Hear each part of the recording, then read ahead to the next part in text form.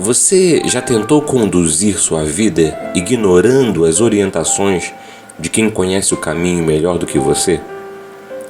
Se Deus estabeleceu o mundo com sabedoria, será que podemos construir uma vida segura desprezando a sabedoria dele? O Provérbios capítulo 8, versículos 22 ao 36 diz assim: O Senhor me criou como o princípio de seu caminho, antes das suas obras mais antigas. Fui formada desde a eternidade, desde o princípio, antes de existir a terra. Nasci quando ainda não havia abismos, quando não existiam fontes de águas. Antes de serem estabelecidos os montes e de existirem colinas, eu nasci. Antes de ele fazer a terra e os seus campos, ou o pó com o qual formou o mundo, quando ele estabeleceu os céus, lá estava eu. Quando traçou o horizonte sobre a superfície do abismo, quando colocou as nuvens em cima e estabeleceu as fontes do abismo, quando determinou as fronteiras do mar para que as águas não violassem a sua ordem, quando marcou os limites dos alicerces da terra, eu estava ao seu lado e era o seu arquiteto. Dia a dia eu era o seu prazer e me alegrava continuamente com sua presença. Eu me alegrava com o mundo que ele criou e a humanidade me dava alegria.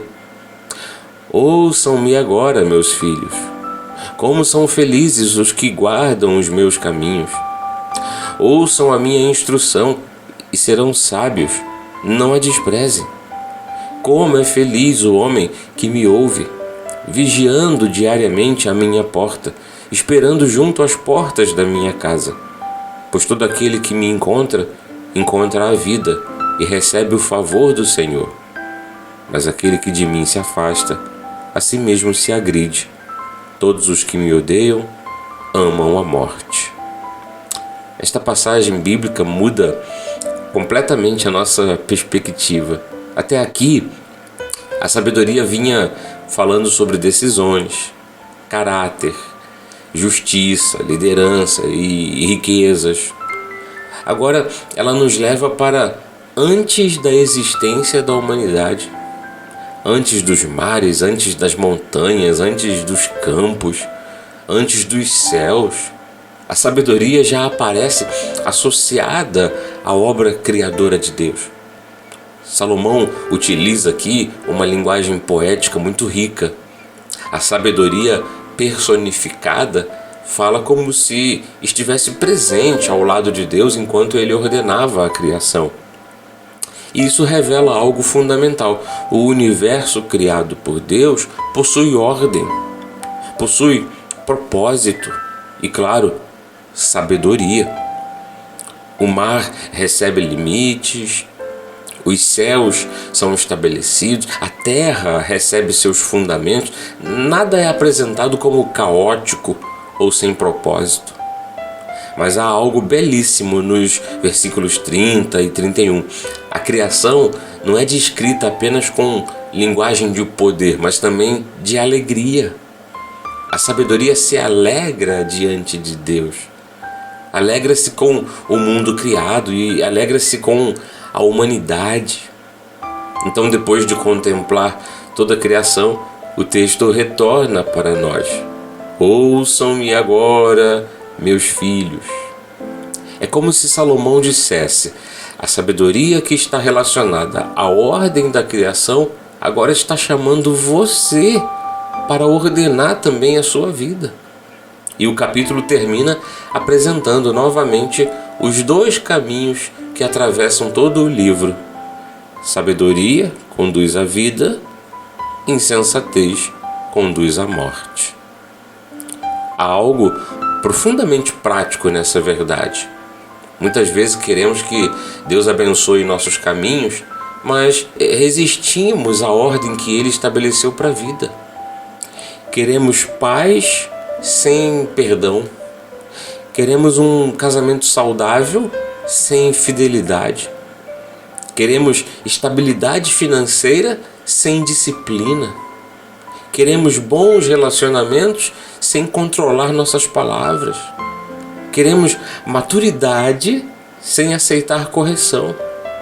Queremos colher os frutos da sabedoria sem caminhar pelos caminhos da sabedoria. É quase impossível. Provérbios nos ensina que isso não funciona dessa forma. Se Deus é o Criador, então Ele conhece a vida melhor do que nós. Quando a Bíblia estabelece limites, não está tentando diminuir nossa alegria. Não. Está nos ensinando a viver de acordo com o propósito daquele que nos criou. É como tentar utilizar algo complexo, ignorando completamente as orientações de quem o projetou. Podemos insistir no nosso próprio caminho, mas não deveríamos nos surpreender quando as coisas começam a sair do lugar. E outra coisa, observe o versículo 34. Como é feliz o homem que me ouve, vigiando diariamente a minha porta. Há uma palavra importante aqui, diariamente. A sabedoria não é algo que buscamos apenas quando aparece uma grande decisão. Ela é cultivada todos os dias.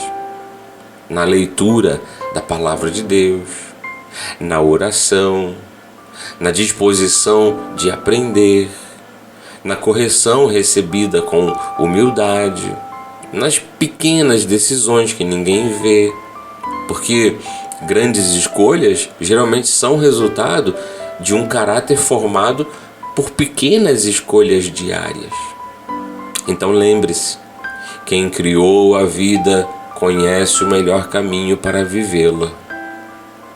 E vem cá, não é exatamente isso que você procura? Uma vida que faça sentido, decisões mais seguras e um caminho que não dependa apenas das suas próprias tentativas e erros?